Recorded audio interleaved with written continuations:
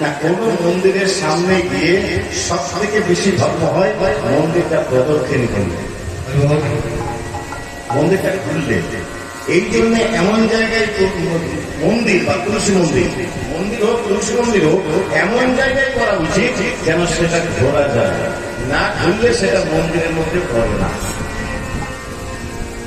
যদি সেটা চারিদিকে ঘোরা না যায়, সেটা আর ঘর একই, মন্দির হলো না, বুঝলেন? মন্দির তাকে বলে যেটা চারিদিকে ঘোরা যায়। চণ্ডীদাস করেছে কি, মন্দিরটার চারিদিকে 3 বার প্রদক্ষিণ করেছেন। এবারে প্রশ্ন আসছে, আপনি কোন দিক দিয়ে প্রদক্ষিণ করবেন? প্রদক্ষিণ কোন দিকে করতে হয় জেনে রাখুন। যদি কোনো পুরুষ মানে দেবতা হয়, যদি কোনো দেবতার মন্দির হয় তাহলে আপনাকে ডান দিক থেকে ঢুকতে হবে, আর যদি কোনো দেবী মন্দির হয় বাম দিক থেকে প্রদক্ষিণ করতে হবে। মানে 3 বার প্রদক্ষিণ করতে হবে, হয়েছে? তো যাই হোক, চণ্ডীদাস 3 বার প্রদক্ষিণ করেছে, আর প্রদক্ষিণ করে মন্দিরের সামনে এসে দাঁড়িয়েছে। এবার জেনে রাখুন, আমাদের শরীর যেমন মাথা আছে, পেট আছে, পা আছে, মন্দিরটাও একটা শরীর, মন্দিরটা একটা শরীর। মন্দিরেরও মাথা আছে, পেট আছে, পা আছে। মন্দিরের মাথা কোনটা? মন্দিরের মাথা কোনটা? চূড়াটা, উপরের যে চূড়া থাকে সেটা হচ্ছে মন্দিরের মাথা। মন্দিরের পেট কোনটা?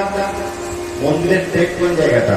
দেখবেন আমরা সবাই বলি গর্ভ মন্দির, বলি না? গর্ভ মন্দির মানে কি? যেখানে ঠাকুর বসে থাকে সেটা হচ্ছে গর্ভ মন্দির। গর্ভ মানে পেট, ওটা হচ্ছে পেট। তাহলে পা কোনটা? দেখবেন বেশিরভাগ মন্দির উঁচু হয়, মন্দির কিন্তু নিচু হয় না, মন্দির উঁচু হয়। তা মন্দিরে উঠতে গেলে প্রথম যে সিঁড়িটা সেটা হচ্ছে মন্দিরের পা। ভালো করে লক্ষ্য করে দেখবেন, বেশিরভাগ মানুষ ওই সিঁড়িটাতে প্রণাম না করে মন্দিরে ক্যারকেট করে উঠে যায়, অপরাধ হচ্ছে। প্রথম সিঁড়িটাই প্রণাম করে তবে আপনাকে মন্দিরটাই উঠতে হবে। কেন? পায়ে হাত দিয়ে প্রণাম করা উচিত, পায়ে হাত দিয়ে প্রণাম করা দরকার। সেই জন্য প্রথম সিঁড়িটাই প্রণাম করে তবে আপনাকে মন্দিরে ঢুকতে হবে।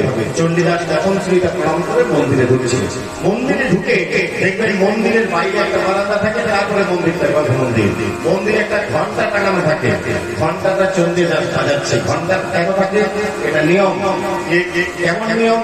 দেখবেন আপনার বাড়িতে 4 ভাই, 4 ভাইয়ের 4টে ঘর আছে, 4টে রুম। আপনি যে কোনো ঘরে যে কোনো সময় ঢুকতে পারবেন? পারবেন না, নক করে ঢুকতে হয়। আসবো বা গলা সারা দিয়ে তবে আপনাকে ঢুকতে হয়। ঠিক সেরকম মন্দিরে ঢুকতে গেলেও নক করে তবে আপনাকে মন্দিরে ঢুকতে হবে, তাছাড়া মন্দিরে ঢুকতে অপরাধ হয়। বুঝেছেন? চণ্ডীদাস ঘন্টাটা বাজিয়ে মন্দিরে ঢুকে ষষ্ঠাঙ্গে প্রণাম করছে। আর ষষ্ঠাঙ্গে প্রণাম করে মন্দিরে যদি ব্রাহ্মণ বসে থাকেন আপনাকে স্নান জল দেবে। স্নান জল মানে কি? ঠাকুরের মাথায় জল ঢাললেন, সেই জলটা স্নান জল না, সেটা স্নান জল নয়, সেটা হচ্ছে চরণামৃত।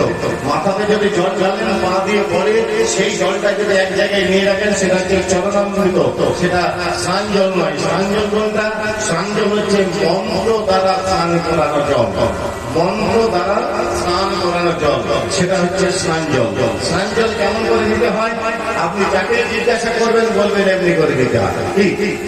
এটাও ভুল।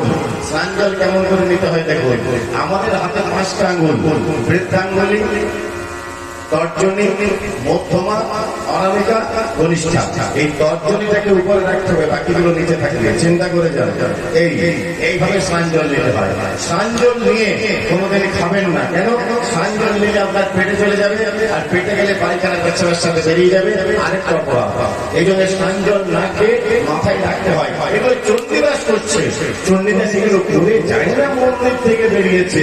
ওই যে জমিদার দাঁড়িয়েছিল, জমিদার বলছে বাহ বাহ বাহ, এই পণ্ডিতের ছেলে পণ্ডিত। হ্যাঁ বাবা।